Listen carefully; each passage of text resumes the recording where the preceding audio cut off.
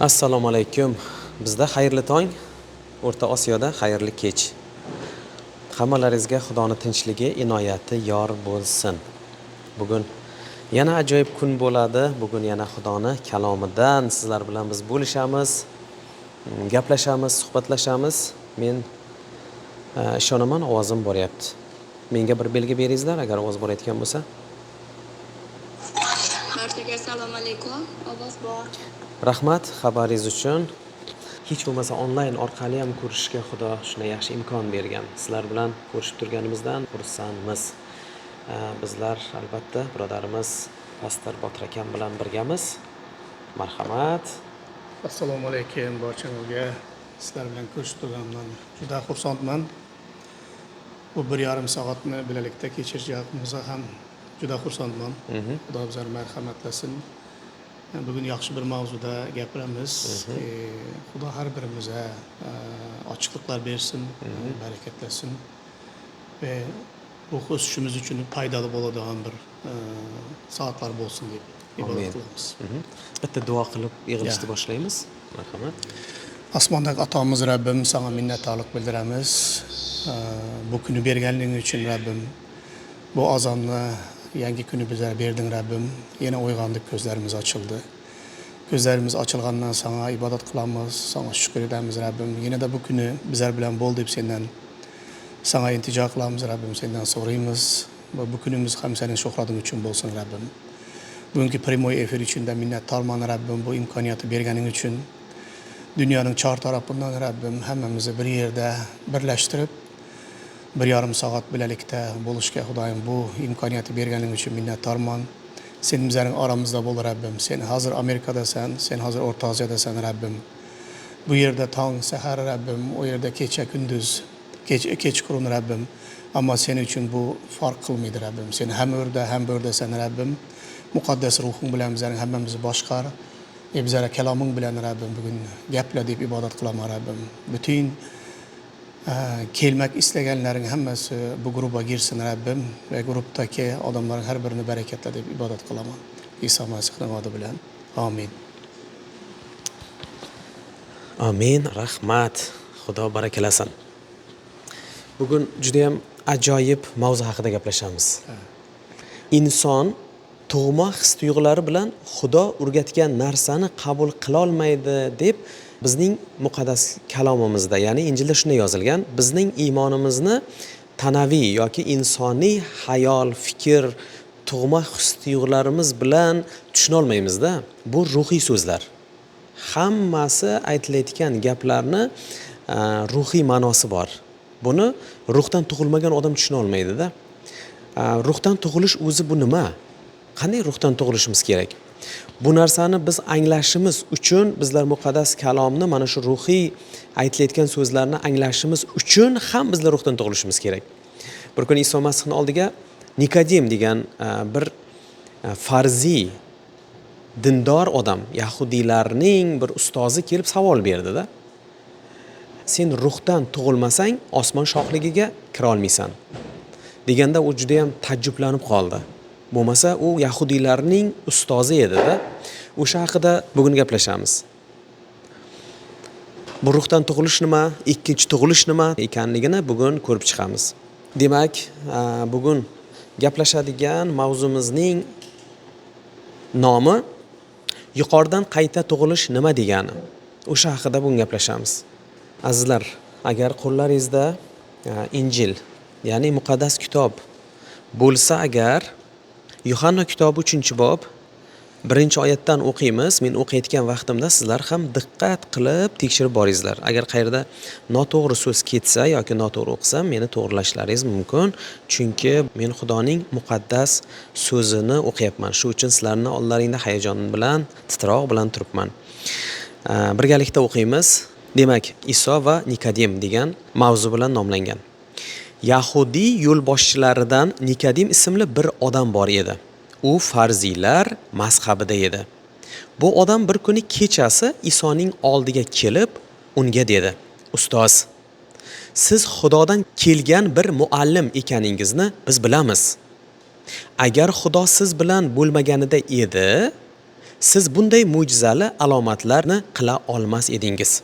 Iso unga shunday javob berdi: Sizga chinini aytay, qaytadan tug'ilmagan bironta odam Xudoning shohligini ko'ra olmaydi. Keksa odam tug'ila oladimi? U onasining qorniga qayta kirib, yana tug'ila olmaydi-ku, dedi Nikodim. Iso shunday javob berdi: Sizga chinini aytay, suvdan va ruhdan tug'ilmagan bironta odam Xudoning shohligiga kira olmaydi. Odam jismonan ota-onasidan tug'iladi. Ruhan esa muqaddas ruhdan tug'iladi. Sizlar qaytadan tug'ilishingiz kerak deganimga tajjublanmang. Ruh xuddi shamolga o'xshaydi. Shamol istagan joyda esayveradi. Uning tovushini eshitasiz-u, lekin qaysi tomondan kelib, qaysi tomonga ketishini bilmaysiz. Ruhdan tug'ilgan har bir kishida ham shunday bo'ladi. Bu qanday bo'lishi mumkin deb so'radi Nikodim. Iso unga shunday javob berdi: Siz Isroilning ustozisiz-ku. Nahotki shuni bilmasangiz? Sizga chinini aytay, biz bilganimizni so'zlaymiz, ko'rganimiz haqida shahodat beramiz, lekin sizlar bizning shahodatimizni qabul qilmayapsizlar. Agar sizlar yerdagi narsalar haqida aytganimga ishonmasangizlar, samoviy narsalar to'g'risida gapirganimizga qanday ishonasizlar deb aytgan. Amin. O'sha haqida bugun muloqot qilamiz. Marhamat. Aslanbey rahmat. Bu oyatların o'zi bizlarga ko'p narsalar tushuntiradi-da. Men shaxsan Iso Masihga bilan uchrashganimga 33 yil bo'ladi-da. 33 yil beri muqaddas Injil kitobini, Tavrat, Zabur kitoblarini kuchli o'rganaman, hali ham o'rganib yuribman. Iso Masih kelgunicha, umrimning so'ngigacha o'rganaman. Ve boshqa dinlari ham shol bir vaqtning ichida o'rganamiz paralelda. Bir solishtirsamdaning bir ikki so'zlar aytsam, yuqoridan tug'ilish, ya'ni ruhdan tug'ilish degan tushuncha va fikr boshqa hech bir dinda yo'q. Faqat masihiylikda bor. Shol bir qatorda Yahudilar dinida ham, Fariseylerin dinida ham bu tushuncha juda ular uchun natanish bo'lgan. Shuning uchun Nikodim bizlarda aytadilar-ki, İsa tog'dan gapirsa, Nikodim bog'dan gapiradi.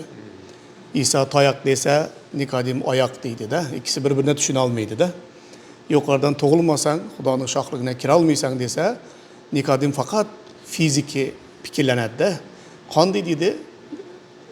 Katta odam deydi-da. Misol uchun aytaylik 50 yoshida yo 30 yoshidagi odam qanday qaytadan yana enasining qorniga kirib qaytadan tug'ilib biladi deydi-da. Hiç tushunmaydi-da. U o desa bu deydi, bu desa qi deydi. Shunday o prostoy odam emas. Ko'chadan tutilib kelgan bir odam emas. O fariseylerin muallimlarinden, fariseylerin ustozlarından bo'lgan odam. Demakki, Tavrat, Zabur kitobini harfma-harf biladigan odam. Ama bu tushuncha onun uchun ham bir yangi-da. Oyda qanday qilib odam yana qaytadan tug'ilib biladi deydi. Xudo Iso Masih ruhi tug'ilishdan gapiradi. O bo'lsani badandan fikirlanadi. Bizlar insonlar boshqa dinlarda, bütün dünyadaki insanların hammasi ham shunday. Ular shuning uchun Iso Masih haydasizlar, yerdagi narsalarni aytsam tushunmaysizlar deydi, osmondagi, samodagi narsalarni aytsam qanday tushunasizlar sizlar deydi-da. Bizlar faqat yerda ko'zimiz ko'rgan narsalarni tushunamiz. Nikodim ularning biri. Meni hayran qoldiradigan narsa, agar Yahudilikda, Yahudi dininde, Musa'nın qonunlarında bu savolning javobini topan bo'lsalar, o kecha bekinib, hammalar uxlagandan so'ng yashinib Iso Masihning yonuna kelmas edi. O'zi ham shunday keladi. Ana birinchi 3 oyatda o'qidingiz, Xudo. Bir qiziqli bir narsada. Odam Iso Masihning yonuna kelish onun uchun bir qanday desam, past daraja edi-da. Kunduzun kuni Iso Masihning yonuna kirib kelsam, men odam aytadi, "Ha, Nikodim ham fariseylerin ustozlarından birisi bo'lib, Iso Masihning shogirdi bo'ldimi? Iso Masih nima uchun keldi?" deb odamlar nima deydi degan gapdan u juda qo'rqqanda. Shuning uchun kecha bekinib kelgan.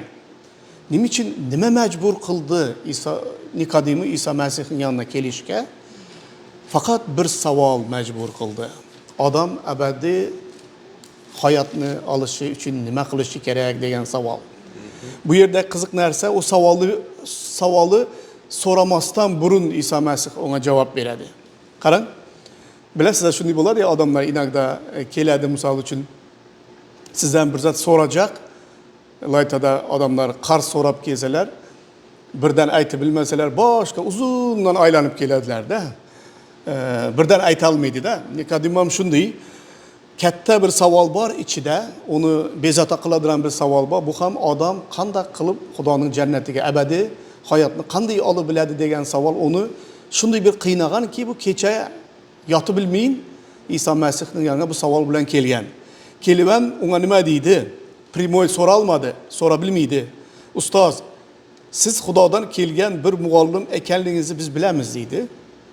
Agar Xudo siz bilan bo'lmaganda edi, siz bunday mo'jizali alomatlarni qila olmas edingiz. Uzoqdan aylanib kelib o'tiran, ammo bu bir qanday desam, bir komplimentli bir narsa. Aslida uning savoli boshqa. Uning savolini so'ramasdan burun Iso Masih unga nima deydi? Ha, molades, meni maqtayapsan demadi. Iso unga shunday javob berdi. Sizga chinini aytaman, qaytadan tug'ilmadik bironta odam Xudoning shohligiga kira olmaydi dedi. Bu bir Nikodimusning ichindagi, yuragindagi, qalbindagi savolning javobini so'ramasdan oldin burun javobini beryapti Iso Masih. Qanday yaxshi Iso Masih bizlar ko'p savollarimiz ichimizda qolib ketadi. Aytilmagan so'zlar ya so'zlarning tegidagi haqiqatlar bor. Iso Masih ibodat qilganimizda ibodat bu so'z emas. Bu yurakning intijosi, yurakning yalvarishi. Aytilmagan so'zlarni ham, aytilmagan muhtojliklari ham, aytilmagan savollarimizni ham biladigan Iso Masihning borlig'ina, yaratuvchi Rabbimizning borlig'ina shukrlar bo'lsin. Amin. Iso Masih shu so'zlarni aytadi. Nikodim, haqiqatdan ham chinini aytaman senga, qaytadan tug'ilmagan odam Xudoning shohligina kira olmaydi deydi. Nikodim uchun bu shok. Ondan so'ng yana Nikodimning savollari ko'payib boshlaydi. Keksa odam tug'ila olarmidi? U onasining qorniga qayta kirib yana tug'ila olmaydi-ku, dedi Nikodim.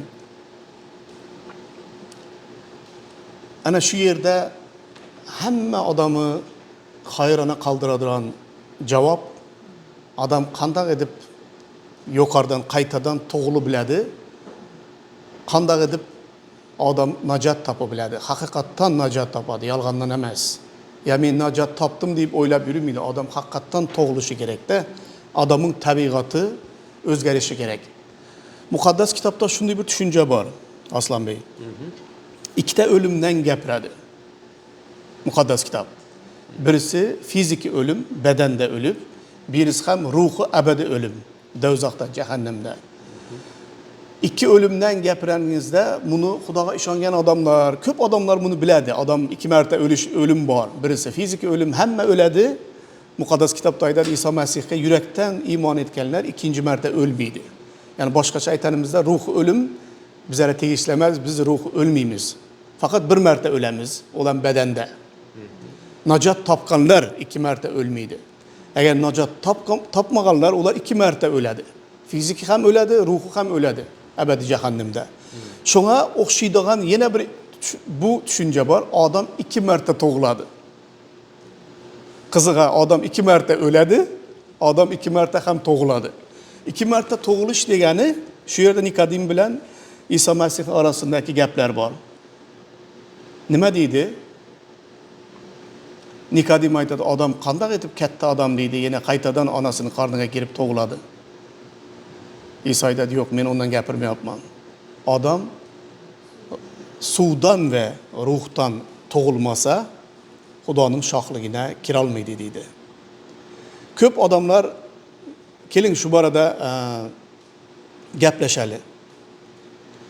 suvdan ve ruhdan tug'ilgan deganlik ham muqaddas kitobda men ko'p kommentariyalar ko'rib chiqdim. Ko'p odamlar, kommentatorlar aytadi, teologlar, bu suvda vaftiz qilinmoq deb aytadilar-da. Ammo ko'p yerlari, ko'p teologlar aytadi, yo'q, bu yerda faqat badandan tug'ilish va ruhdan tug'ilish borada gap ketib o'tiran deydi. Men ham o'shanga ishonaman. Bu yerda vaftiz borada, ya'ni suvda cho'mdirilish borada gurrung umuman ketmayapti. Bu yerdagi gap faqat ikki tug'ilish borada gapiryapti.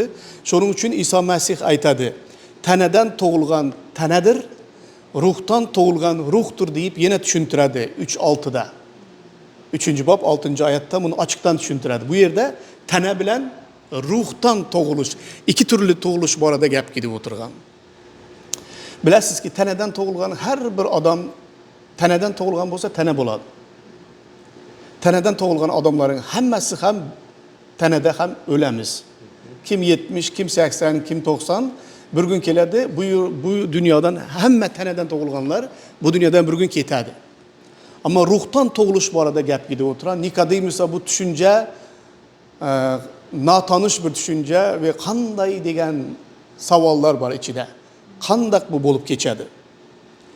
Ammo mening uchun Yuhanna 3-bobdagi eng manbasi, ya'ni eng markazi bo'lgan oyat Yuhanna 3:3da. Agar kim yuqoridan qaytadan tug'ilmasa, Xudoning shohligini ko'ra olmaydi deydi-da. Demakki, qaytadan tug'ilish uchun, abadiy yashashga ega bo'lmoq uchun, jannatda yashamoq uchun odamning yana bir marta tug'ilishi kerak ekan. Ana Nikodim bu bir yosh birisi emas. 60'ı oshgan odamlar, ustoz darajasiga kelgan odam. Bu odamning ham yana qaytadan tug'ilmasa, Xudoning shohlig'iga kira olmaysan deydi Iso Masih. Onun yuragindagi eng katta savol ham shu edi. Shuning uchun o kecha bekinib keldi Iso Masihdan so'ramoq uchun.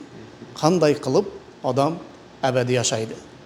Bu savol hozirgi davrda Aslanbey nafaqat 60'dan o'tgan hamma odamlarni ham qiziqlantirsa kerak-da bu savol.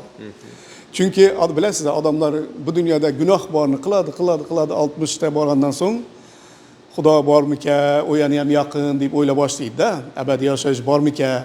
Agar bor bo'lsa, men nerga ketaman o'limdan so'ng, to'g'rimi? Ammo bu 60 yoshga, 70 yoshga buni kutib qarashib o'tirmoq to'g'ri emas. Odam yangi tug'ilgan chaqaloq ham gidib biladi-da dunyodan. Shuning uchun har bir odam, aqli boshida bo'lgan odam, o'z yaratuvchisi Xudoni izlashi kerak. O'zi ham o'limdan so'ng men nerga ketaman degan savolning javobini qidirish kerak. Nikodimning yana yaxshi bir narsada Nikodim borada aytaman. İçindeki bor savolning javobini qidirgan odam. Bilasizlar, ko'p odamlar ichindagi bu savol hammada ham bor. Hamma odamda ham bu savol bor, men o'lsam nerga ketaman degan savol. Ammo javobini qidirmaydigan odamlar bor-da. Bu deydi-da bizning madaniyatimizda, bilasiz Aslanbey. Hamma narsadan gaplasang gapla davrada. O'limdan gaplasang, abadiy hukmdan gaplasang, jahannamdan gaplasang odamlar nima deydi? Qo'yalash demani gaplamayli. Yaxshi narsalar borada gaplashali deydilar-da. Ha? Xuddi bu borada gaplashmasang o'lim kelmajakda. Gaplashmasang keladi axir bu. Ammo Nikodimdan o'rganmali bir narsa, agar ichingizda bu savol bor bo'lsa, mening hayotim bilan nima bo'ladi o'lsam, men nerga ketaman? Agar bu savol odamning yuragini bezovta qiladigan bo'lsa, onda bu savolni kimdan so'rash kerak? Iso Masihdan boshqa hech kim bu savolga javob bera olmaydi. Abadiy hayotning yo'lini Iso Masihdan boshqa hech kim ko'rkaza olmaydi. Chunki Iso Masih aytadi, mening o'zim yo'lman deydi. Mening o'zim haqiqatman, mening o'zim hayotman deydi. Mensiz hech kim otaning yonina bora olmaydi. Iso Masihdan boshqa bu savolga javob berib biladigan odam bo'lmagan ham bo'lmaydi ham, hech qachon bo'lmaydi. Yo'q ham hozir ham. Ana shuning uchun Nikodim o'z obro'yini, o'zining il ichindagi obro'yi bilasizmi? Agar Iso Masihning yonina kelganini bir anta odam ko'rib, Nikodim ham kecha ularning uyina bordi, Iso Masihning yonina bordi desa, bu sinagogadan ham quvladi, Məsləyini ham yitiradi, obro'yini ham yitiradi, shogirdlari ham buni tashab ketadilar. Buni muallim bu, o'qituvchi bu. Fariseylerin ustozi, bunun hamma shogirdlari buni ham tashab ketar edi, agar eshitsa bilsa. Ammo Nikodim nima bo'lsa bo'lsin men yashayacakman dedi. Keling yana bu davom etamiz. Qaytadan tug'ilish İsa Masihga bo'lgan iymon bilan bog'liq. O'z-o'zidan bo'lmaydi u. İsa Masihning yonuna keldi, chunki İsa Masihdan boshqa hech kim qaytadan tug'ilishni bera olmaydi. Yohanna 3:16da shunday deganda, zero Xudo alam dunyoni shunday kuchli sevgani uchun o'zining yagona o'g'lini berdi. Ona ishongan hech biri halak bo'lmasin, abadiy hayotga ega bo'lsin deb o'g'lini berdi dedi. İsa Masihga ishonmadan hech kim abadiy yasha bilmaydi. İsa Masihga ishonmadan hech kim abadiy hayotga ega bo'lib bilmaydi. İş yüzünde qanday yuqoridan tug'ilgan odamni qanday bilsangiz bo'ladi degan savol bo'ladi-da. Hamma odam ham İsa Masihga ishonaman degan odamlar juda ko'p. O'zimiz jamoatda ham ko'ramiz. İsa Masihga ishonaman deb bir vaqtlar jamoatda bo'lib jamoatni tark etib ketganlar ham bor, dunyoga ketganlar ham bor. İsa Masihga ishonamiz degan har bir odam muqaddas ruhdan qaytadan tug'ildimi degan katta savol bor. Agar qaytadan tug'ilgan odam qanday bo'lishi kerak? Bizlar buni qanday bila olamiz? Bizlarga ruhi cho'ponlarga bu bilish kerakmi? Kerak. Chunki kimning qanday iymoni nerda turgani, har bir odamning qalbi borada, har bir odamning joni borada hasobat berasizlar deydi Xudoning o'ngida. Pastorlarga aytilganda bu, ruhi cho'ponlarga. Agar bizlar har bir jon borada hasobat beradigan bo'lsak, bizlar har bir jonning nerda najot topdimmi, topmadimmi buni bilishimiz kerak. Men shaxsan o'zim shunday parallellar bilan tushuntirar bo'lar edim. Ruhi tug'ilish bilan fiziki tug'ilish orasida shunday bir o'xshashlik bor, mangziydi bir-birine. Mening o'zim 4 ta bolam bor. Katta o'g'lim 26 yoshida, o Turkmanistonda tug'ilgan. Turkmanistonda tug'ilganda otalar tug'ilish jarayonini ko'ra olmaydilar. Qo'ymaydi. Tug'ilgandan so'ng bizlar olib borishga boramiz. 3 kundan so'ng onasi bilan bolani. Va O'rta Osiyoda ham balki shundaydir-da. Ammo 3 bola, so'nggi 3 bola bular hammasi Norvegiyada tug'ildi, Yevropada chaqaloqning dadasi tug'ilish jarayonida bo'lishi shart ekan. Agar dadasi bo'lmasa, bo'lmaydi. Men birinchi 3 so'nggi 3 bir o'g'lim, 2 qizimning tug'ilishini o'zim yonida bo'lganman. Boshidan oyoqgacha. Hatto shunday bir madaniyatlarında shunday kultura borki, chaqaloq tug'ilgandan so'ng ko'tarib shunday onasining qarniga qo'yadilar chaqaloqni. Ve kindigini kesish ham otasining javobgarchiligi. Men 3 bolaning ham kindigini o'zim kesganman. Elimga qaychi berdi. Birinchi marta endi Nur o'g'lim tug'ilganda elime qaychi berdilar. Elimde ham fotoaparat var. Rasm ham chekman. O eski fotoaparatlar edi o vaqt. O içinde plyonkası bo'ladi ham. Elimde qaychi ham var. Kesdiydi de bu umrimda edib ko'rgan ishim emas bu. Bu kindigi kesaman deb men fotoaparatni yere tushirib, fotoaparat hammasi chaqshab ketdi. Rasmlari hammasi ham ochilsa o plyonka ham kuyar edi-da, quyosh ko'rsa, yorug'lik ko'rsa. Shundaqa deb oljirab kindik kesish ham shu qaychi bilan kesganingizda odamning xuddi barmog'ini kesandek tuyg'u bo'lar ekanda. Shundaqa deb kindikka 3 ta kindik kesganman. Nima aytmak istayman? Men o'xshashlik nerda? Chaqaloq tug'ilganidan enasining ichida shu kindikdan imitlanadi. Ağızdan emas. Ama chaqaloq tug'ilgan paytida onasining qorniga qo'ygan paytida shunday deb kallasini qoldirib og'zi bilan bir narsa yig'lab nima beradi. Süt emmek isteydi. Men aytamanki bu og'zi bilan hech 9 oy onasining qornida og'zi bilan süt emmadi-ki chaqaloq. Ona kim o'rgatdi buni? Xudo shuni programma qo'ygan ekanda chaqaloqning kallasiga. Ve ağzıdan süt so'raydi. Tug'ilgan odamning, fiziki tug'ilgan odamning agar hamma narsa yaxshi bo'lsa, chaqaloq sog'dum bo'lsa, u tug'ilganidan süt so'raydi. Tug'ilganidan o yemek so'raydi. Och bo'lsa yig'laveradi shunday. Endi o kindikdan emizlanmaydi, endi og'izdan süt so'raydi. Ana shuni ko'zim bilan ko'rganman. Tug'ildi ham kindigini kesgandan so'ng chaqalog'i hemen enasine süt berdilar. Ana shu birinchi bo'lib kechadigan narsa, haqiqatan ruhdan tug'ilgan odam, qaytadan tug'ilgan odam, muqaddas kitobda ham yozilgan. Ruhi hiylasiz suydi kuysang deydi-da. Yangi tug'ilgan chaqaloq ham ruhdan tug'ilgan chaqaloqdek bo'ladi.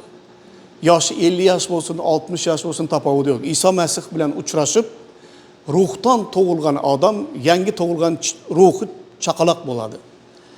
Ruhi chaqaloq agar haqiqatan tug'ilgan bo'lsa, u ovqat so'raydi. Süt so'raydi. Shu birinchi mening ko'rgan narsam, ruhi tug'ilgan odamlar ham, haqiqatan iymonga kelgan odamlar, bular Xudoni sevib boshlaydilar. Haqiqatan ruhdan tug'ilgan odamda İso Masihga bo'lgan sevgi bo'lib boshlaydi yuragida. İshonch bo'lib boshlaydi.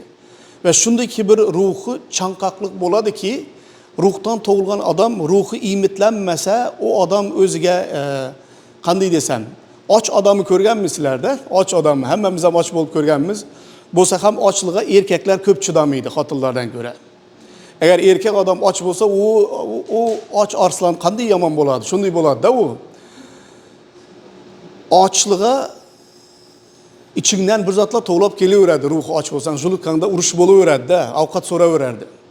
Adam ruhi tug'ilgan odam ham ruhi imitlanmasa, o adam o'ziga topmaydi. Yana bir narsa bor, qarang, o'xshashlik taraflarini aytaman, odamlarga tushunukli bo'lsin deb. Hali ko'p gapiramiz bu temadan, Aslanbey.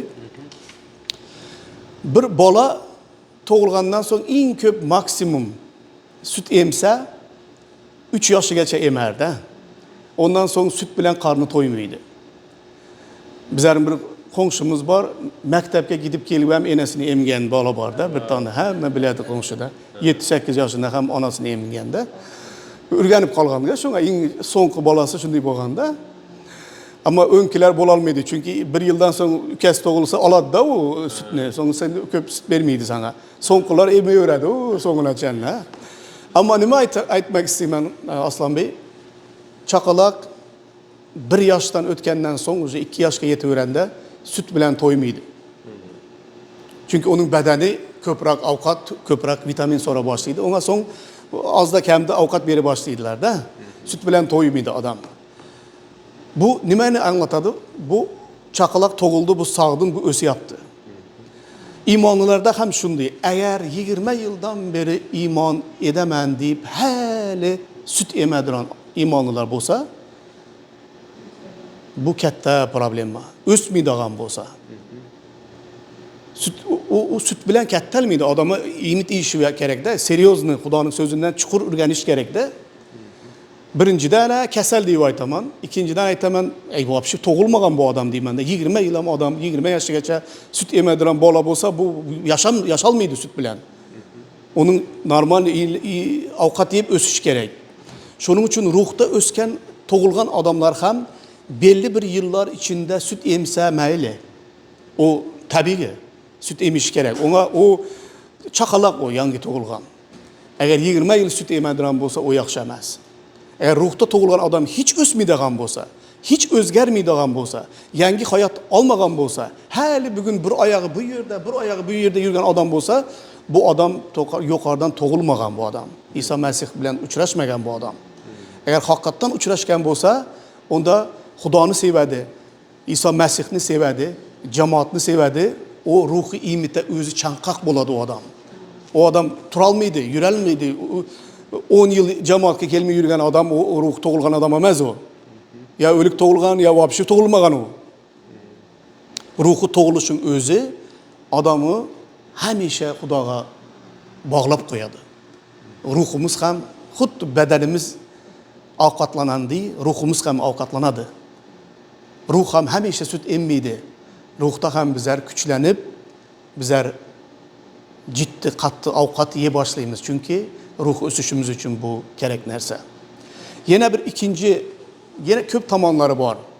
Hayotdan ham aytaman. İsa Masihda bilan uchrashgan odam, ruhda tug'ilgan odam haqiqatdan tavbaga keladi. Aslanbey. Bu dunyoni yig'ishtiradi. Faqat Xudoni izlaydi, Xudoning shohligini. Chunki o abadiy yashash oldi u. Ruhdan tug'ilgan odam bu demakki bu abadiy yashaydigan odam, ruhi tirilgan odam. Bu odam o'zi abadiyati, Xudoning jannatini, İsa Masihning shohligini sevadi bu. Hayotini ona baxsh qiladi. Bu hayotda.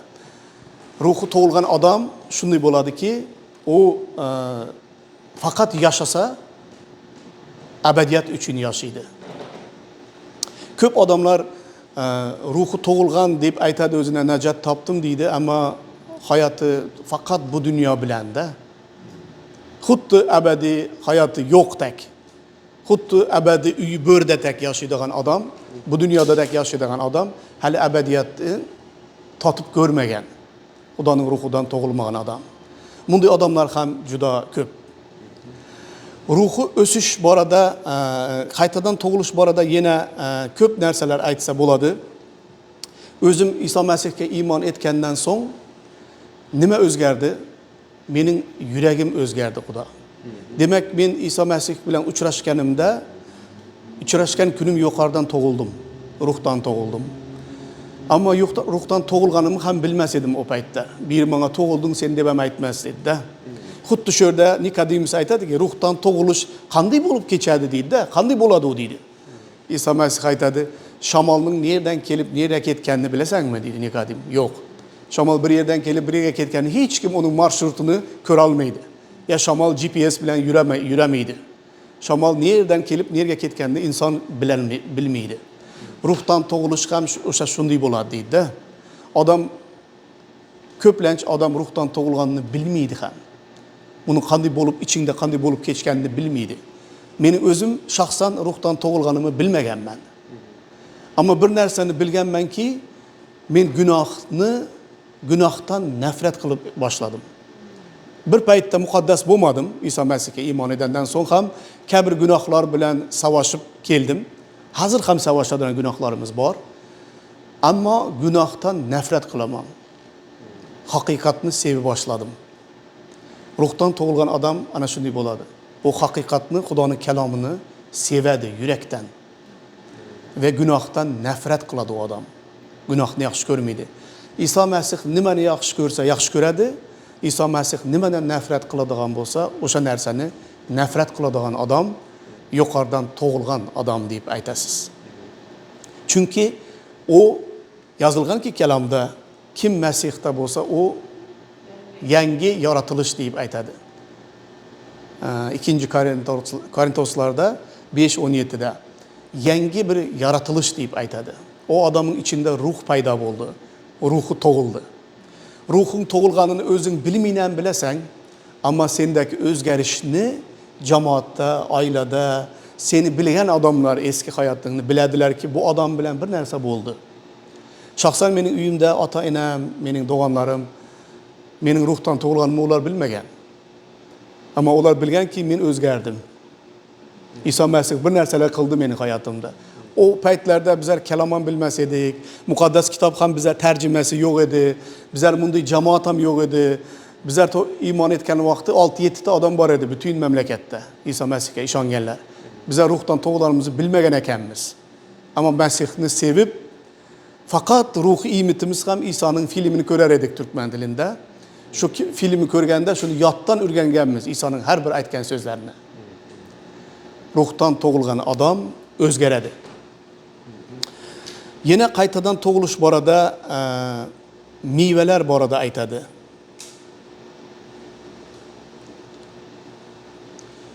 İnson 1. Yuhanna 4:7'da aytadi. İnson yangi hayot bilan yasha boshlaydi. Xudoni sevishga, muqaddas hayot kechirishga, insonlarni sevishga intiladi. ve mukaddes ruhunun meyvesini keltiradi. Aytadiki, Xudodan bo'lgan har bir odam o'z birodarini sevadi deydi. Xudodan bo'lgan odam, yuqoridan tug'ilgan odamning yurakida inanılmaz derecede kuchli sevgi paydo bo'ladi. Bu odam sevgisi emas. O hammalari sevadi, Xudoni sevadi. Sevgi bilan yasha boshlagan odamni ko'rasizki, bu odam o'zgardi. İchda bir narsalar bo'ldi. Balki o'zi bilmay ham qoldi nima bo'lganini. Kecha uxladi, ertang turdi, bir narsalar bo'ldi bu odam bilan. Ama bu adam nefret qilib yurgan odamlarni endi seva boshladi. Şunu açar, kim Xudodan bo'lsa dedi, o dedi birodarini sevadi dedi de. Onun içinde sevgi paydo bo'ladi. Yuqoridan tug'ilish borada yine nimalar aytib bilasiz desangiz, men odamların hayotida ham buni ko'p ko'rganman. Muqaddas ruhun meyvelari borada Galatlar 5-bob 22 oyatlarda aytadi. Ruhun meyvelerini ko'rasiz odamda. Sevgi, sabır, kamtarlik, merhamet, inoyat, adamın yürekide avval bo'lmagan bu ruhun meyveleri paydo bo'lib boshlaydi da. Xuddi ağaç ekenden so'ng Xudo yaxshimi yomonligini meyveden bilasiz da. Ruh tug'ilgan adamın hayatında mukaddes ruhun meyvelerini ko'rib boshlaganingizda bu adam haqiqatdan ham yuqoridan tug'ilgan adam. Çünkü bunda Mesih'te bor bo'lgan bu meyveler onda ham bor ko'rina boshlaydi da odamda. Shunday bo'lganda odamning ruhdan tug'ilganini bilasiz. Agar o'zgarish bo'lmasa odamning hayotida, onda bu odam hali ruhdan tug'ilmagan. Hali bu bedende yurgan beden ruh emas. Yine bir mukaddes kitapta Rimliler 7-bobda Resul Paulus aytadi-da, mening ichimda bir jang bor deydi. Beden bilan ruh orasida bir jang bor deydi-da. Beden gunoh qilishni istaydi, ruh bo'lsa muqaddas yashashni istaydi.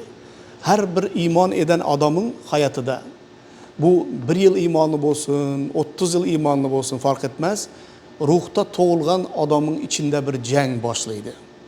Ko'plancha odamlar aytadi, ruhi tug'ilish bu tinchlik bilan, imsimchilik bilan, farohatlik bilan to'li bir hayot deydi. Yo'q, ruhi yashashning o'zi bir kurash, bir jang bu. Resul Paulus aytadi, mening ichimda deydi, 2 odam yashaydi dedi. Birisi eski adam dedi, bedene göre dedi. Birisi ruhda tug'ilgan yangi adam deydi da. Ruhi imanlıların arasında hayatında yürekide jang bo'ladi. Bu ruhi jang. Bu bizler beden bilen görüşemiz. Men öz hayatımda ham bunu aytib bilaman, köp aytaman. Hamisha beden üstün kelecek bo'lgadi. Ama ruh bilen bedenin bütün isteklerini kontrolga salamiz. Boshqacha aytganda, xaltaga salib og'zini baylab qo'yadi ruh. Bor bu yerde bedenin istekleri. Ama bedenin istekleri, günahlı istekleri benim üstümden hüküm sürmeydi. Beni başkarmaydı. Mukaddes ruh başkaranda hemen bedenin günahlı isteklerini xaltaga salıp ağzını baylap koyadı. Ama o yerde turgan. Oşandan aytadı, jang bor. Men ham iymon keltirgandan so'ng avvalgi gunohlarimni bir vaqtlar qildim. Ama avval o günahları kılsam bir xili maza qilar edim de günahdan. Ama ruhdan tug'ilgandan so'ng o'sha günahları kılsam, endi o günahlar beni qustiradi içimden. Nefret var içimde. Her bir günah kılan vaqtimda vicdanımda tinchlik bo'lmaydi, tavba qilganicha. İçimde bir jang bor. Endi avvalgi günahlarımı onu mazza qilib edi bilmayman da. Günah kılsam, özüm tavba qilmasam, vicdanımı İsa Mesih'in mukaddes kanı bilen tazalamasam uxla bilmeymen Xudo. Şu tinchlik tapmayman, şu yerimde to'g'lanib o'tiraverman shunday. Avval onu demez edim. İsa Mesih'i bilmezsen ozal, günah kılsam maza qilib uxlar edim de. Yine övünüp etken günahlarımı aytıp berer edim de adamlarga, maqtanıp. Ana bu günah bilesiz-a, 4 erkek oturgan yere otursanız fakat etken günahlarını, kim bilen yatkanını, nima içkip nerede bo'lganini aytıp beradilar de. Mazza qilib aytıp beradilar. Mağrurlanıp aytıp beradilar da. Yukarıdan tug'ilgan adam maqtanib aytolmaydi. Bizning jamoatda bir odam bor edi-da, yosh yigit. Bu eski hayoti shunday yomon bo'lganda, hamisha guvohlik aytib ber desak, bu odam guvohlik aytishni ham yaxshi ko'rar edi-da o'zi. Guvohlik aytib ber desa, bu eski hayotini aytib berishni yaxshi ko'radi-da, sevar edi buni. Eski guvohlik aytib berganda shu ruhing sizadi-da bir narsani. Bor etgan gunohlaridan maqtanib aytib beradi-da yangi odam. So'ng bir kun bunga bir birodar savol bergan, sen degan xuddi yuqoridan tug'ilmadik odamdek gunohlarini shunday maqtanib aytib berasan degan dunyoviy odamlardek deganda, bittasida tavba qildim ya, pushmon qilaman deb aytmaysan deganda, maqtanib o'ginib aytasan deganda, guvohlikda ham. Yo'q, unda emas. Havo guvohlikda aytib berib bilasan eski hayotingni. Ammo o hayotning bo'lmaydigan hayotligini, gunohli hayotligini, ondan tavba qilganingni aytishing kerak, pushmon qilishingni aytishing kerak. Uni maqtanib aytib berishsan u dunyovilardek, demakki sen yaxshi ko'rasan u hayotni. Hali ham ko'p odamlar shunday ham bo'ladi-da, aytadilar, o'ng hayotim bo'lsa edi deydi. Aytdim, u yuqoridan tug'ilgan odamning gapi emas o deyman. O'ng hayoting bo'lsa edi emas.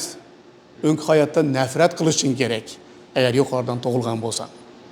Ko'plari o'ng hayotini hozirgi Masihiy hayotidan juda yaxshi ko'radigan iymonlilar bor. Ularning yana yuqoridan tug'ilganligini shubhalansa bo'ladi. Yaqinda Xudo bir ikki kunlikda bo'lgan narsa aytaman sizga. Yuqoridan tug'ilish borada. Yana bir jamoatga bilasiz, ko'p shogirdlarim bor, har xilisi bor-da, ichidan tug'ilgani bor, tug'ilmagani bor. Endi hazil deb aytsam, chala tug'ilganlari ham bor ichida. Jarayonda bo'layotganlar ham bor. İçinde birisi bor edi, shu hech o'smaydi-da bu.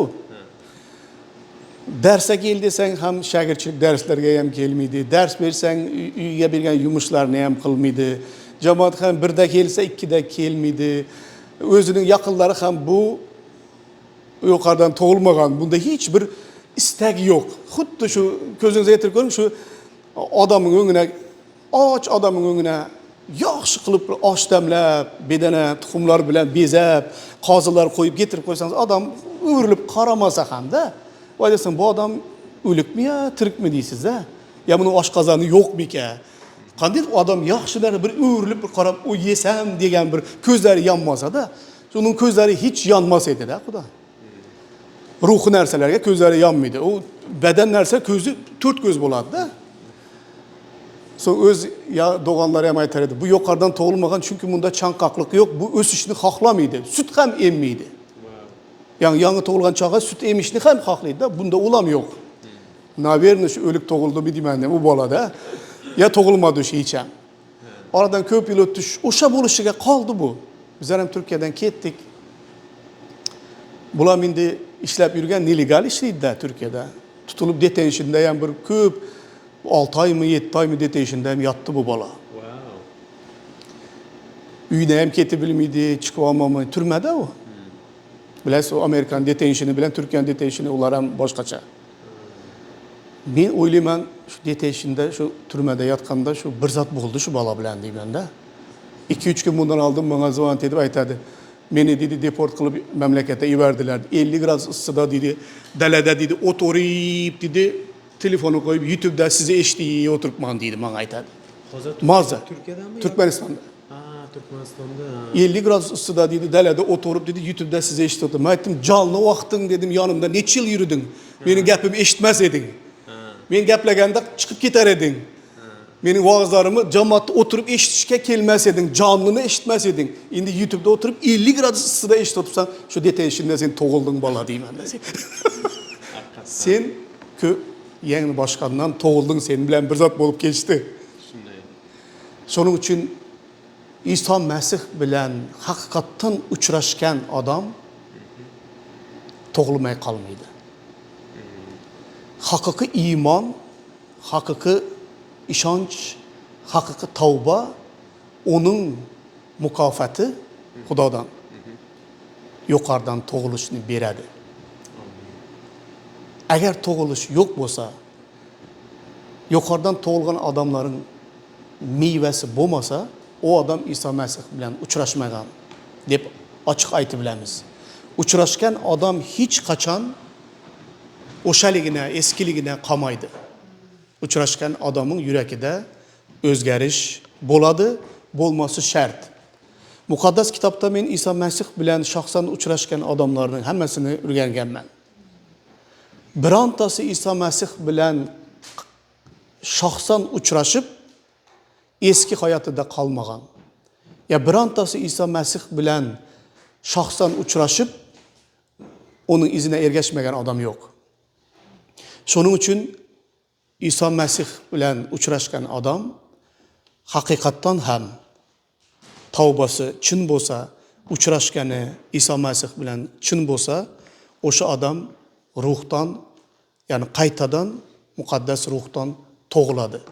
Bu tug'ilgan odam o'smagan xohlaydi, bu tug'ilgan odamda chanqoqligan bo'ladi, bu tug'ilgan odam o'zini Iso Masihga baxsh qiladi, bu tug'ilgan odam jamoatda har kuni bo'ladi.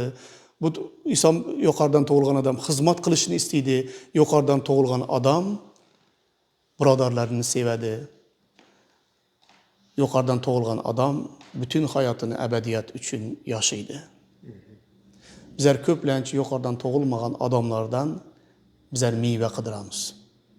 Xuddi ana orchadan ya tutdan ya toldan bir tarakdan meva bermaydigan ağaçlardan meva qidirgandek qilamizda. Bu ham katta xato. Tug'ilgan odam o'zi mevani berib boshlaydi. Bizlar odamlarga har birini o'z-o'zingizlari tekshiringlar.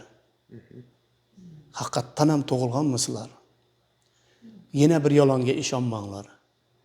Yuqoridan tug'ilmasangizlar, Xudoning shohlig'iga kira olmaysizlar.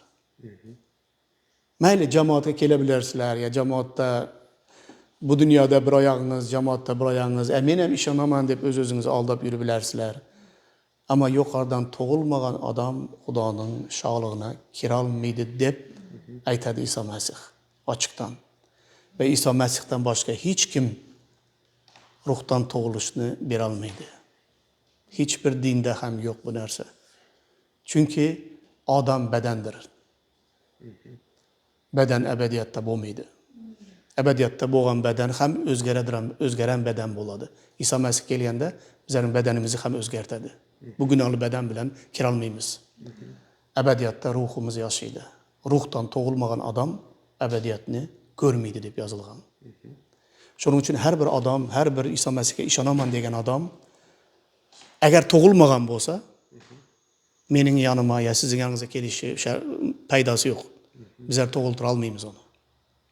Agar tug'ilmagan bo'lsa, uyga kirsin, eshikni yopsin, tizga cho'kib İsa Masihning yoniga kelsin. Tavba qilib İsa Masihdan so'rasin.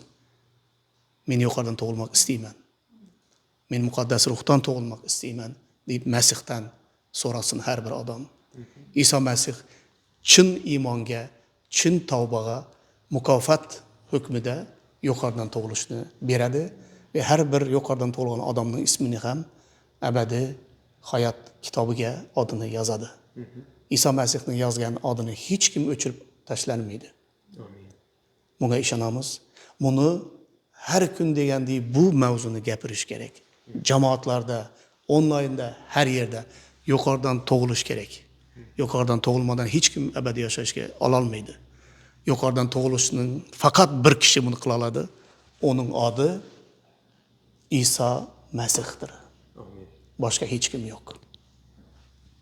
Men bir suv ichib olayım Xudo. Bemalol. Shida. Rahmat. Men ozgina qo'shimcha qilmoqchiman. Nikodim haqida gapirdingiz. O'sha Nikodim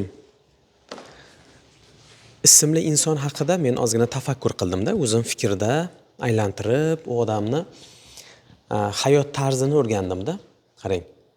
Yahudiy yo'lboshchilaridan Nikodim ismli bir odam bor edi. U farziylar mazhabida edi.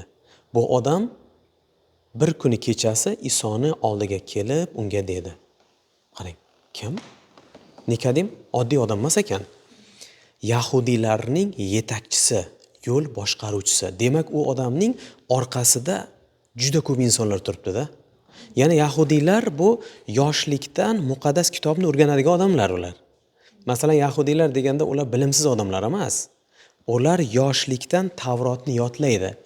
Yahudiy o'g'il bolalari 13 yoshda turib, qo'liga boyagi charm bog'langan ipni bog'lab, boshiga Xudo yagonadir degan so'zni qo'llariga bog'lab, peshonasiga bog'lab, butun xalqni, ya'ni jamoatni oldida butun Tavrotni o'qib aytib berish kerak. Va o'sha yahudiy har bir oila o'sha 13 yosharlik yigit bola uchun katta bazm uyushtirib beradi. Chaqaloq tug'ildi, 8-kuni o'g'il bola sunnat qilinadi.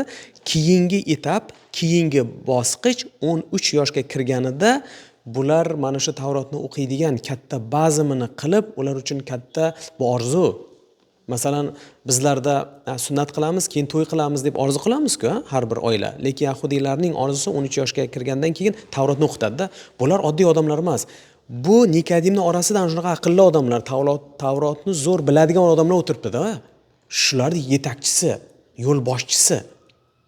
Undan oldin butun xalqga shunaqa e'lon berilganki, agar kim Isoni Masih deb tan olinsa, sinagogadan haydalsin degan shunaqa buyruq berildi. Lekin aynan bu Yahudi yo'lboshchilaridan biri yana farziy mazhabida edi.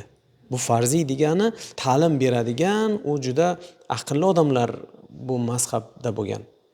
Shu odam oqshom kelyapti, chunki kunduz hamma ko'radi-da uni. Ko'rib qolsa, mahalladan ham aydiladi, jamoatdan ham haydalish kerak. O'sha uchun oqshom kirib kelyapti. O'rganyapti-da bu, qarang. Unda shunaqa qiziqish bo'lgan. Agar odamning yuragida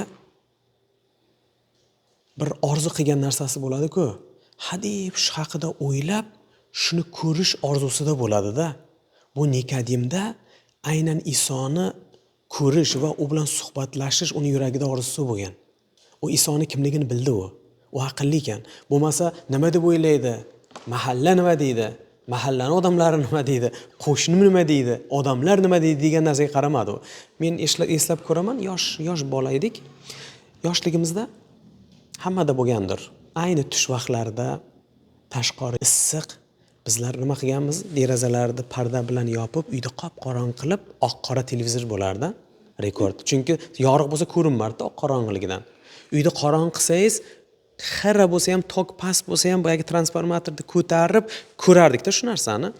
Bu qo'lga tushmas qasaskorlar deganlar bor edi. Bu Oq kema degan kinolar vaqtidagi.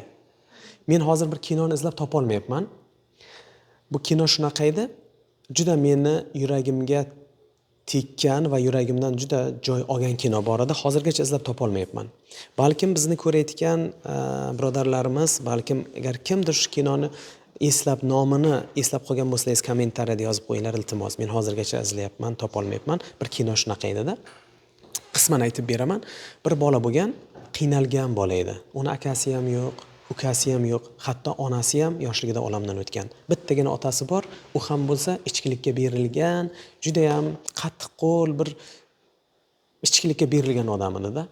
Bitta orzusi bor edi, portfel ko'rib qoladi-da. U portfelga qarab kechgacha qolib ketadi-da. Keyin magazinchi aytadi: "Ey, chin ketmaysanmi? Tez ket, magazinni mahkamlashim kerak" dedi-da. Hatto u mahliyo bo'lib o'sha portfelga yoki sumkaga, maktabga boradigan sumka bo'lardi-ku, orqamizga osib, ikkita bunday menga ham yoqardi, bunday yopadigan joy shirq etib kirardi, shirq etib ochishlari yoqardi-da menga. Ichiga non solib borgan paytlarimiz. U bola o'sha sumkaga mahliyo bo'lib qolib ketadi-da. Endi maktabga hali bormagan, menimcha 1-klassga, sinfga endi bormoqchi bo'lish arafasida bo'lsa kerak edi. Har kuni olmasa-da, endi uni puli yo'q, onasi yo'q, hech kimi yo'q. Bitta otasi bor, u ham bo'lsa ichkilikka berilib ketgan. Shu magazindan o'tib, qaytib, shu sumkani tomosha qilib ketaverardi-da. Shu kinoni nomini topa olmayapman-da. Iltimos, shu kinoni agar kim ko'rgan bo'lsa yozib qo'yinglar. Shu ko'rmoqchiman shuni qaytadan. Qarang, bu bola bir kun otasi ichib keladi-yu, men endi ichkilik taylamoqchiman, o'g'lim, deydi. U bola chali yosh, hali maktabga borish arafasida. Nima olib beray desa, sumka deydi. Qanaqasidan desa, ayiqchaligidan deydi-da. Bu bolachaga qarasangiz, onasini portret tomosha qilib uxlab qoladi-da, ro'molini olib uxlab qoladi-da. Qarang, men nima demoqchiman? Bu bola nima uchun mahliyo bo'lib har kuni borardi? Uni orzusi edi. Agar bizni yuragimizda shunaqa orzu bo'ladigan bo'lsa, hech narsaga qaramaysiz. Mahliyo bo'lib qolishimiz kerak-da. Oddiy gunohga ham agar odam ichkilikka berilib ketsa, tashlayman deb har kun va'da beradi, lekin ichmayman bir oldin o'tayda, aylanib o'taveradi, qaytaveradi. Agar yuragida shu aroqqa yo bir narkotikka yoki bir gunohga yoki bir qanaqadir hatto yomon narsaga agar qiziqib qolsa, o'taveradi shu yerdan. Kirgisi keladi, olmayman deb bir magazin shu kirib ham o'tib ketishi mumkin. Agar yuragini orzusi bo'lib qolsa-da, nima demoqchiman? Nikodimda Isoga bo'lgan qiziqishi bor edi. Qarang, ustoz dedi. Siz Xudodan kelgan bir muallim ekaningizni biz bilamiz. U bildi u. Agar Xudo siz bilan bo'lmaganida edi, siz bunday mo'jizalarni qila olmas edingiz degan. Isoni kimligi haqida so'rayapti-da. Shunda Iso birdan javob beryapti, qarang. Sizga chinini aytaman. Qaytadan tug'ilmagan birorta odam Xudoning shohligini ko'ra olmaydi. Hozir ustoz desa, "Molodets, bilding, yomon zo'rsanda" deb bir narsa beradi deb o'yladimi, yo bir mo'jiza qilib deb o'yladimi? Lekin umuman boshqa narsa aytib yubordi. U aytib berdi, "Qanaqa tug'ilish? Katta qarri odam yana tug'ilib bo'ladimi? Onani qorniga kirib yana tug'ilishi mumkinmi?" Ko'ryapsanmi? Sen ustozsan-ku, qancha odamlarni xalqning yo'l boshchisi. Sen ham sen Isroilning ustozi bo'lib dedi, shuni bilmaysanmi deydi. Bilmaydi. Demak, bu lavozimga ham bog'liq emas. Men katta ishda ishlaymanmi? Men yo'l boshchimanmi yoki men cho'ponmanmi, dehqonmanmi? Bunga qaramaydi ekan. Bu narsaga faqat Xudodan kelgan ochiqlik kerak ekan. Iso shogirdlariga ham aytdi. Bu sen yurgan odaming, seni ustozing hamma fohishalar bilan yuradigan odamlar dedi. Hamma ichadigan odamlar dedi. Shunda Iso aytayapti, sog'lar emas, kasallar tabibga muhtojdir. Bunga umuman boshqa mavzu haqida gapirib berdi. Shunda bitta qiziq narsani aytib berdi-da, qarang. Isroil xalqi Misrdan chiqdi, Qizil dengizdan o'tish kerak edi. Qizil dengizga yaqinlashib qolganligi uchun ular nolay boshladi. Uf, bizlar nimaga bu yerga keldik? Misrda yaxshi edi-ku, u yerda chesnok bor edi, qovun bor edi, tarvuz bor edi. Bu yerda nima bor? O'ldirishga olib keldingmi? Deganligi uchun, qarang, noliganligi uchun Xudo ilon yubordi ularga, zaharli ilon yubordi. Ilon ularni chaqib ba'zilarini o'ldirdi. Noligan vaqtida zaharli ilon kelib, xalqni choqib, hatto o'ldirdi. Ular gunohlariga e'tirof bo'lib tavba qilganlarida endi yo'l ochilyapti, qarang. Inoyat kelyapti. Inoyat kelayotgan bizni qalbimizda tavba bo'lsa. Xudo Musoga amr berdiki, Muso nima qildi? Bitta misdan yoki bronzadan ilon yasadi-yu, xodaga bog'lab yuqoriga ko'tardi. Endi aytayapti, kim o'sha ilonga qarasa dedi, zaharli ilon chaqqan odamlar shifolanardi. Qachon sodir bo'ldi? Tavbadan keyin. Tavbani muhimligini qarang, nolishning natijasini qarang. Ular o'sha paytida qaragan vaqtida nima qildi? Bular shifolandi, o'lmadi. Iso aytib beryapti, xuddiki Isroil xalqi ham Muso bronzadan yoki misdan yasalgan ilonni balandga ko'targanday, inson o'g'li ham xuddi shunday ko'tariladi deb aytdi. Ilonga qarasa, zaharli ilon chaqgan paytda ta'sir qilmasdi-ku. Ana shu inson o'g'li ham xuddi ilondek ko'tariladi dedi. Agar kim ana shu inson o'g'liga qarab unga ishonsa, abadiy hayotga ega bo'ladi. O'limdan ozod bo'ladi dedi-da. Bu yerda majoziy ma'no ishlatdi. Demak, ilon deganda bu gunohning ramzini, shaytonning ramzini bildiradi-ku. Bu yerda bu ilonga urg'u bermayapti. Xuddi ilon xuddiki yuqoriga ko'tarilganday degan so'zga urg'u berishimiz kerak. Iso Masih ham yuqoriga ko'tarildi. Ilon nima bo'ldi insonlar uchun? Xuddi najotkor ramzini bildirdi-da. Ilonga qaragan paytda xuddiki qarash orqali, ishonish orqali iymon kelyapti-da. Iso Masih ham hojga mixlangan paytida yog'ochga osilib jon berdi, to'g'rimi?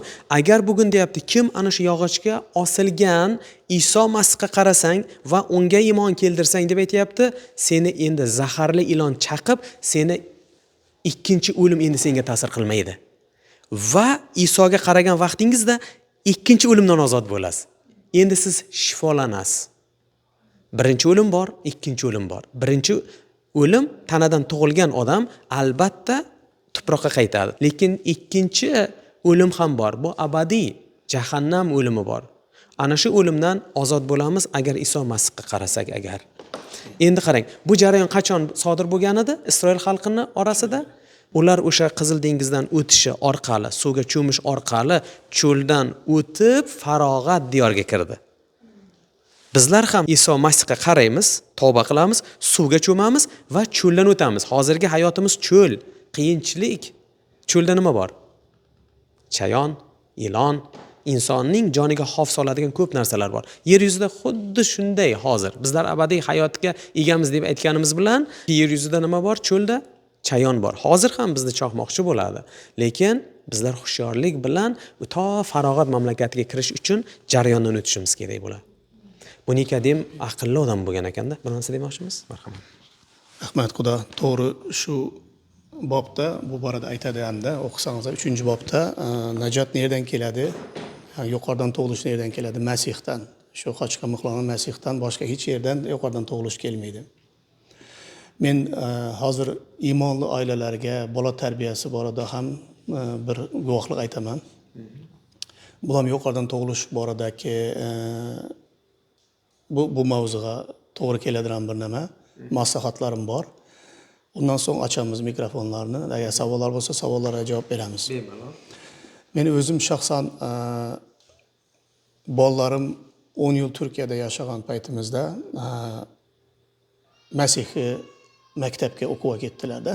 Hamma masihlarning, pastorlaring, iymonlilarning bolalari ketadigan maktabga ketdilar 10 yilda. Shunday bir statistika aytdilarki, 3 katta o bolalarim shu Masihni maktabda har kuni muqaddas kitobi o'rganadigan o'qishdan ham 18 yosh to'lgandan so'ng hammasi o'z yurtlariga ketadilar, Turkiyani tark etib. %90'ı İsa Masih bilan yashamaydi deydi-da. Yanqi iymonlar bolalari. %90'ı dunyoga ketadilar deydi-da. Nima xato deydi-da? Xato bor. Xato borada ham gap aytaman. Endi o'z o'g'illarim ham shunday bo'lgan, qizim ham. Yuqoridan tug'ilish borada endi bizlar bilamiz-da. Iymonlilar bizlar bolalarimizni tug'ilgandan jamoatda kattaltiramiz, tug'ilgandan kalom o'rgatamiz, tug'ilgandan iymonlar orasida bo'ladilar. Hali bu dedigi jannatga kiradi dedigi emas.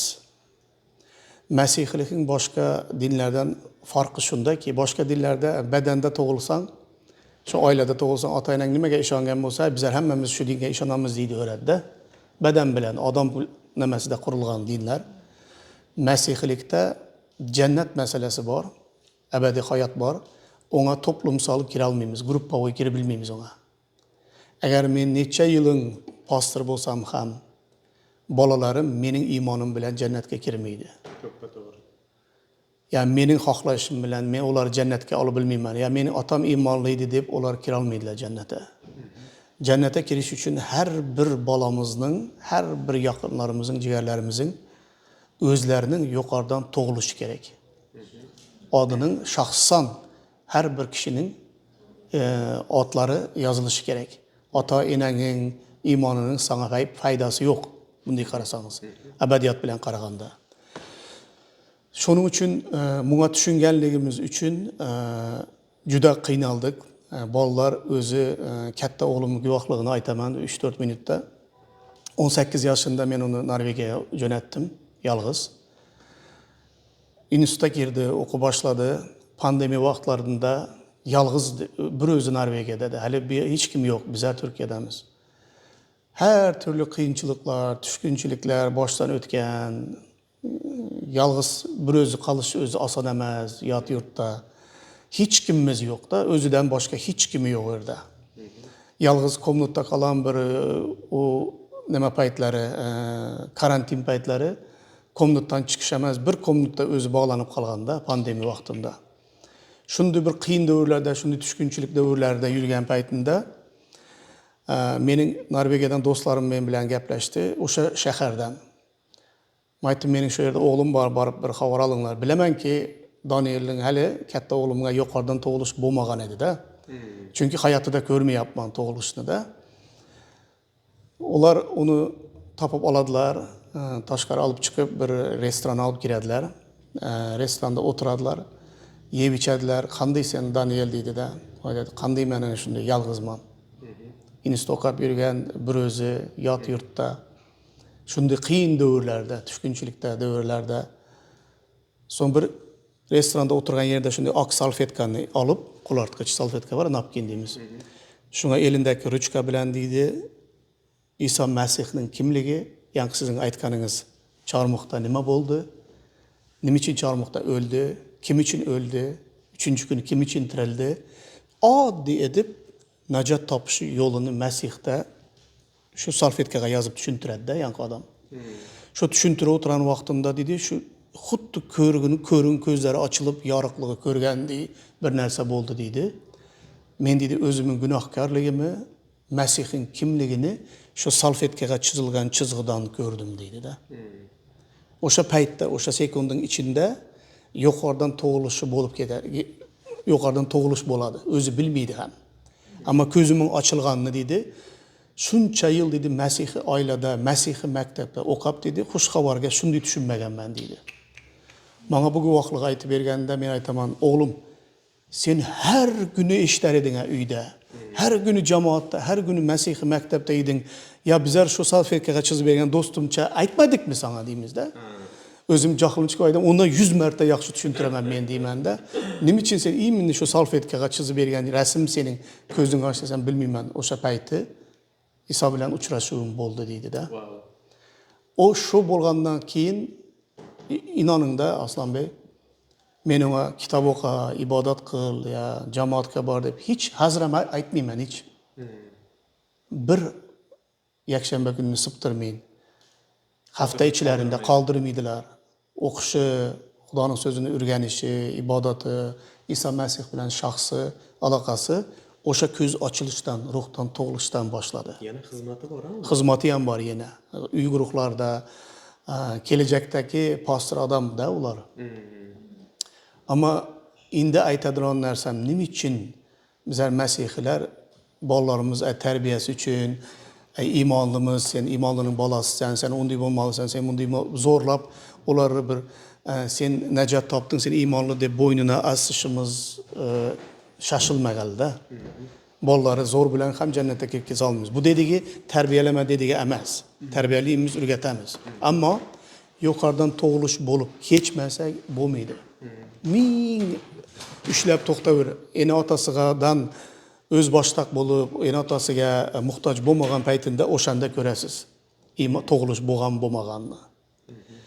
Shu masihiylarning katta problemasi shu o'qishga borganda ular faqat qurollar bilan buni qilma, uni qilma, shunday hamma taraflarini shunday masihiy etib tarbiyalayman deb bolalar kattalgandan so'ng o'z yo'llariga iymonsizdan battar bo'lib ketganlarda. Onda yetish kerak emas. Jannatga onda kirgiza olmaymiz. Balki jamoatda tutib bilarmiz belli bir yillargacha. Ammo jannatga onda kirgiza bilmaymiz. Endi nima qilish kerak desangiz, ikki og'izda to'xtataman, undan so'ng ochamiz mikrofonni, agar vaqt bo'lsa. Men bunga bolalar yosh vaqtimda tushundim. Menga mening aqsoqollarim bor edi. Hozir o'lib ketdi, ko'pisi ketdi bu dunyodan. Jannatga ketdi Xudoning yonina, Isoning yonina. Shular aytdi, bizlar bolalarimizni shunday deb zo'rlab jamoatda tutib, zo'rlab vaftiz qilib deydi. Shunday tarbiyalamam deydi. Kattalgandan so'ng jamoatga kelmaydigan bo'lib ketdilar deydi. Ruhdan tug'ilmaganda bolalar. Zo'r bilan ona otasining nimasi bilan. Aytdim, bunday qilma, bu xatoni sen qilma Botir deb ular menga maslahat berdilar. Nima qilishimiz kerak iymonli ona otalar bolalarimiz uchun? Birinchi adim ibodat qilishimiz kerak. Bularning yuqoridan tug'ilishi uchun ibodat qilishimiz kerak. Xudoga bog'liq, Isoga bog'liq. Ikkinchisi o'zimiz haqiqiy iymon hayotimizni yashamalı. İkiyüzlamachilik iymonda emas, haqiqiy iymonda yashamalı. Bolalar bizlarning tizga cho'kib ibodat qilib o'tirganimizni ko'rsin. Ko'rsatmak uchun emas, hayatımızı görsün. Günah qılanımızda göz yaşları bilan tavba qilganimizni ko'rsin. Muqaddas kitobi o'qib o'tirganimizni, o muqaddas kitobi bilan yashashimizni ko'rsin. Xudodan qo'rqadiganligimizni ko'rib kattalsin. Ana shu eng to'g'ri bo'lgan yo'l shu. Boshqa yo'l bilan, zo'r bilan bolalarni jannatga kirgiza olmaymiz. Zo'r bilan ular Masihning izine ergashmaydilar. Bolalar uchun ibodat qilish kerak. Haqiqiy Masihiy hayotni haqiqatdan chindan yashashimiz kerak hayotda. Bolalar shuni ko'rsin, bo'lish kerak. O'shanda ularning yuqoridan tug'ilishi, Iso Masih bilan uchrashishi oson bo'ladi. Masihni bizlarda ko'rishlari shart. Amin. Rahmat. Rahmat. Juda ham to'g'ri gaplar. Agar qamab bolani katta qilsak, ularga agar shunaqa imkoniyat kelib qoladiki, ozodlik imkoniyati kelsa, imkondan foydalanay degan narsa ichida bo'ladi-yu, xohlagan gunohni qilishi mumkin. Qo'rqitib emas, sevgi bilan men namuna bo'lishim kerak. Agar men uyda umuman kitob o'qiganimda bolalarim ko'rmagan, kitob o'qi desam, o'zingchi deydi-da. Tilda aytmaydi, ichidan aytadi-da. O'zingchi deydi. Bizlar namuna bo'lishimiz kerak. Bizga qarab ular ko'radi-da. Men mol boqqanman, qo'y boqqanman. Bizda ham buzoqchasi em qo'ymasin deb doim endi shoxi bo'lmagan uchun bo'yniga olib ustiga baylab qo'yaydik-da bizlar buzoqchani. Agar u buzoqcha bir kun bo'shalib qoladi-ku. Polizda endi u yerda pomidor ekkanmizmi, makka ekkansanmi, bodring ekkanmisan, yer bilan yakson qilib tashlaydi-da. Shunaqa shitranglab qochadi. Endi u yoqdan bu yoqqa sakraydi, bu yoqdan bu sakraydi. Qanun ushlab ko'rdi. Onasini ham emib qo'ygan, hamma narsasini. Keyin onam chiqaydilar, bugun yana buzoqcha bo'shalib, yana emib qo'yibdi, yana sut yo'q deb. Yana Xolmat aybdorda. Xolmat mollarga qara. Xolmat suv olib keldi-ku. Nima uchun u shitranglab hamma joylarda paymon qilib tashlagan pomidorlar to'kib? Chunki u faqat bog'liq edi-da, bir bo'shaldi-ku, bir imkondan foydalanay deydi-da. Lekin sigirlarimiz faqat bo'sh yurardi, lo'killab yurardi-yu, o'zini joyiga kelib o'tirardi-da. Shitranglamaydi ham, qochmaydi ham. Shuning uchun bolani qafasga solib emas, erkin onalar gapirish kerak. Uyalmanglar, unaqa dema. Ochiqchasiga, kattalarcha gapirish kerak. Hamma sohada. Qiz bolami, ona dugona bo'lish kerak u bilan. Ona emas, dugona. Katta o'rgangandan keyin har xil narsalar o'rgangiz keladi-da. Kimni o'rgansin? Ona urishadi. Sen buzuq, shunaqa deysanmi? deb qilsa qo'rqib qoladi-yu, dugonalar bilan keyin gaplashgiz keladi-da. Ko'chadan o'rganadi. Shu dugona siz bo'ling. Ona bu, gaplash, ochiqchasiga bag'ringga solib, yaxshi ko'rib qolsin seni, hamma narsasini aytsin. Uyalmasin, nima bo'layapti sen qizda? Onaga ayta bilish kerak-da, dugona bo'linglar-da. Ota, ona uyda namuna bo'lsin. Agar qafasga solib bog'lasang, shitranglab qochadi keyin. Shuni ko'rdi, ota-ona yo'qmi? Bir foydalanib olay deydi. Shu uchun namuna bugun men bo'laylik. Amin. Chunki men ham farzandlarimizni voyaga yetkazgan ota-onalardan biri, chunki meni ham boshimdan o'tgan. Agar bugun meni farzandim bo'lmaganda edi, bu narsani aytmagan bo'lardim. Lekin hali yosh bo'lgan paytda uni ximchi bilan joyiga solganman kerak bo'lsa. Sal voyaga yetyaptimi, ko'ryapsan balog'at yoshidami, u bilan endi dugona bu, seni yaxshi ko'rsin. Telefon qilsin, dadajon, ayajon qayerga kelyapsizlarmi deb. Bugun savol berayin. Bugun men uyda bo'lganimda uyimda bayrammi yoki uyda bo'lmaganimda bolalarim uchun bayrammi? Shuni bitta savol beray. Men uyda bo'lganda bayram bo'lsin. Men uyda bo'lmaganimda bayram bo'lmasin. Xudoga shukr. Azizlar, agar oralaringizda mana shu mavzuga oid bo'lgan kimdadir qanaqadir so'z bo'lsa, iltimos, Bu menda tushunarli bo'ldimi, yo'qmi shuni aytsangiz. hech bo'lmasa tushunarli bo'ldimi yoki qanaqadir savol bo'lsa, kommentga xat yozinglar. Biz albatta o'qiymiz va javob beramiz. Bemalol bo'lishlaringiz mumkin. Marhamat.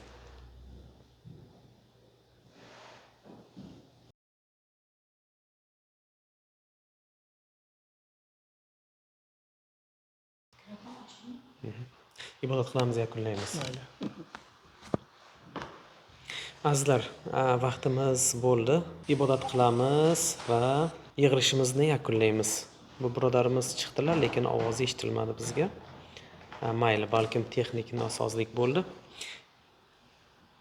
Agar sizlarni qiziqtirgan qanaqadir savol yoki bir ochiqlik bo'lsa, albatta biz bilan bo'lishingizlar. Bizlarga ham qiziq sizlarning fikrlaringiz. Ibodat qilamiz, yakunlaymiz. Bitta duo qilib yakunlab bering qani. Marhamat.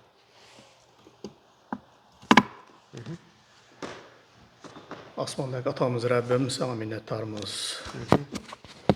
Rabbim sen bizlerin hem bedende tug'ilishimize, hem ruhda tug'ilishimize Rabbim sebep bo'lganing uchun senden Rabbim hammasi. Bu dünyaya kelganimiz uchun minnettarmiz. Bedende tug'ilganimiz uchun minnettarmiz. Hayat berganing uchun minnettar. Ve bizlerin ruhu gözlerimizi açganing uchun yine qaytadan tug'ilishini ham berganing uchun minnettarman Rabbim. Minnettar farzandlarimize yukarıdan tug'ilishini berganing uchun Xudoyim. İbadat qilaman Rabbim. Her bir cemaatteki her bir adama Rabbim, ailelerge, özlerinin ve balalarının yukarıdan tug'ilishini sayla Rabbim. Sen bu tug'ilishini beri bilesen Xudoyim. Senin kimliğini bilip tanıp ebedi hayatga ega bo'lsinlar Rabbim. Bizler ata-onalara ham donolik ver Rabbim. Hamisha farzand terbiyesi orada ibadat qilamiz. Ama farzand terbiyesi özümüzden başlaydı Rabbim. Bizler çın yürekten Rabbim senin izine ergeçsek, çın yürekten imanımız hak bolsa, tavbamız hak bolsa Rabbim, bollar oşanı okuydu Rabbim. Bollar oşanı körediler Rabbim. Aytkanımızı emas, kılganımızı körediler. Rabbim bollarımızı, ailemizi, hemmesi hem yukarıdan toğulup, senin padişalığına ebedi hayatga ega bolsunlar Rabbim. Bunu bizler kılalmayız Rabbim. Hiç kimin adını yazıp, yaşayış, hayat kitabıga hiç kimin adını öçürüp bilmeyimiz Rabbim. Ama sen kılasan, şunun için sana ibadat kılamız Rabbim. Hemme bollarımızın, yakınlarımızın, cigerlerimizin imanı hak bolsun Rabbim. Toğuluşu hak bolsun. Onlar hem bedende hem ruhda toğulsunlar deb İsa Mesih'nin adı bilen ibadat kılamam. Amin. Rahmat. Bugun bizlar bilan bo'lib qatnashgan barcha birodarlar, opa-singillar, vatandoshlar, Xudo sizlarni barakalasin. Sizlarni biz juda ham yaxshi ko'ramiz. Borlaringizga shukr. Keladigan shanba yana ko'rishamiz azizlar. Sog' bo'lingizlar, o'zlaringizni ehtiyot qilingizlar.